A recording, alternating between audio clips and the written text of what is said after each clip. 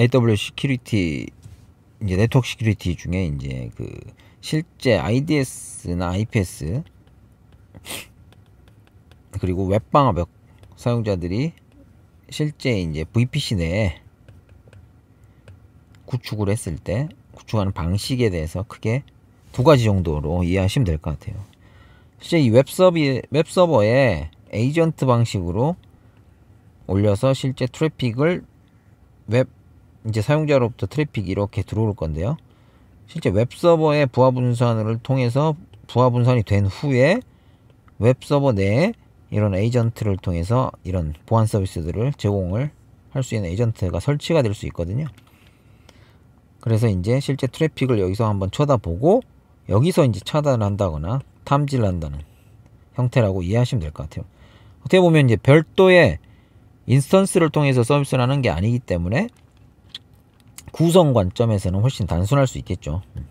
그리고 웹서버가 이제 보통 뭐 스케일 관점에서 고민을 한다라고 하면 오토 스케일링 그룹에 이제 넣어서 확장을 할 때 에이전트도 같이 설치돼서 연동을 하면 실제 좀 더 확장 가능한 관점에서는 이제 인라인 베이스로 중간에 이제 트래픽을 처리하는 어떤 별도의 인스턴스가 있는 경우보다는 훨씬 더 심플한 구성과 확장이 가능한 형태라고 이해하시면 될 것 같아요. 그리고 이제 이런 에이전트들이 보안 장비이기 때문에 매니지드 서비스나 폴리시 서버들과 연동을 해야 되거든요. 그래서 별도의 이 매니지드 서비스라든지 어떤 로깅, 그다음에 실제 폴리시를 내려주는 서버들과 별도로 통신을 한다라고 이해하시면 될 것 같아요.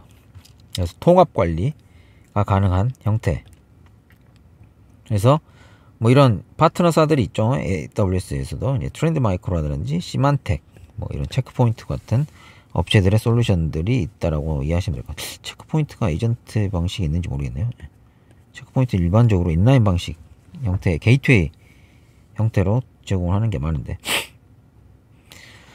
그리고 방화벽으로 유명한 업체죠. 스테이트풀이라는 시큐리티 그룹이 가지고 있는 스테이트풀이라는 방식을 최초로 아마 특허를 낸 업체라고 이해하시면 될 것 같아요. 그렇게 알고 있는데 맞는지 모르겠네요.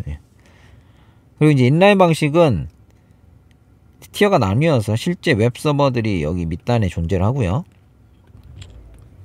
그 앞단에 영역에 별도의 인스턴스를 가지고 이제 자기가 이제 게이트웨이 역할을 하면서 트래픽을 받는 거죠. 그래서 받아서 보안적인 위협을 검토를 하고 뒷단에 실제 유해 트래픽들을 이제 걸러내거나 차단한 다음에 탐지를 하고, 그 다음에 뒷단에 이제 웹서버로 이제 전달해주는 형태라고 이해하시면 될 것 같아요. 심플하게는 이제 구성이 이제 중간에 게이트웨이 역할을 하는 하나의 이제 뭐 서버 자원 풀이 생성이 된다라고 이해하시면 될 것 같고요. 그러다 보니까 구성이 좀 복잡하죠. 한 단계를 더 거쳐야 되니까요. 그리고 이제 확장에 대한 부분이 여기서 이제 걸리게 되죠. 보통 여기를 이제 구성을 할 때 레가시 영역에서는 섹터를 나눠서 방화벽이나 보안 장비를 두고 밑에 서버들을 쭉 네트워크상에 연동을 하는 형태인데, 이 서버들의 이제 캐파 수준을 알기 때문에 여기에 맞춰서 이 하드웨어적으로 방화벽을 구성하더라도 액티브 스탠바이 뭐 이렇게 일반적으로 구성을 하거든요. 근데 이제 이 밑단에 이제 웹서버 자원들이 스케일링이 돼서 이제 확장이 될 수 있기 때문에 얘도 같이 확장이 될 수 있는 구조가 가능해야 되는 거죠. 그러다 보니까 어떤 ELB라든지 앞단에 두고 액티브 형태로 구성을 해야 된다든지, 그러려면 또 돌아오는 트래픽이 방화벽 같은 경우나 이런 보안 장비들은 자기가 처리를 했을 때는 세션 테이블 관련돼서 공유를 한다든지 뭐 이런 부분들까지 돌아가는 트래픽들도 이제 자기가 확인을 좀 해야 되는 형태, 그런 부분들을 고려를 해줘야 된다라고 이해하시면 될 것 같아요.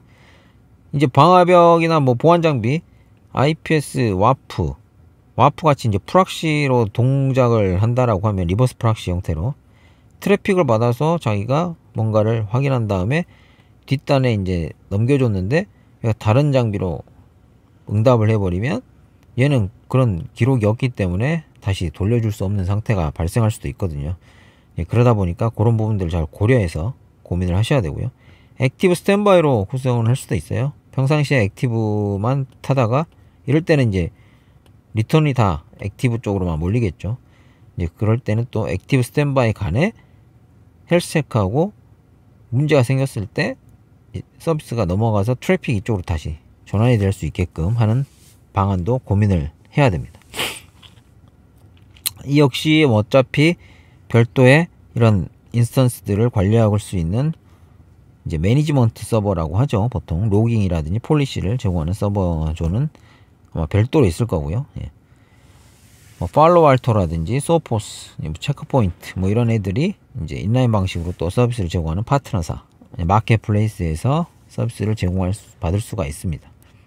그렇게 크게 두 가지 형태라고 보시면 될 것 같고요. 두 가지 형태에 대해서 각각의 특징들을 알아보셨습니다. 뭐 근데 이제 뭐 뒤에 이제 AWS의 시큐리티 서비스들에 대해서 좀 공부를 해볼 텐데요. 간단히 쉴드라든지 디도스, 그다음에 와프 서비스가 있고요. 그다음에 뭐 가드 듀티, IDS 같은 일종의 IDS 서비스라고 보시면 될 것 같고, 뭐 이렇게 서비스가 있는데 뭐 AWS 와프를 쓰면 되지 왜 이걸 굳이 구축을 해야 되냐.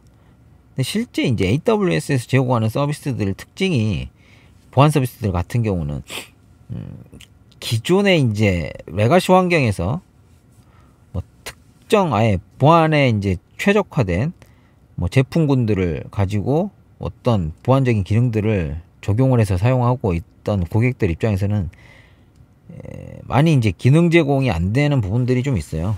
AWS는 이제 멀티 다수들한테 서비스를 보편적인 관점에서 제공을 해야 되다 보니까 좀 더 나는 이런 기능을 쓰고 싶은데 제공을 안 하면 뭐 방법이 없죠, 사실. 예.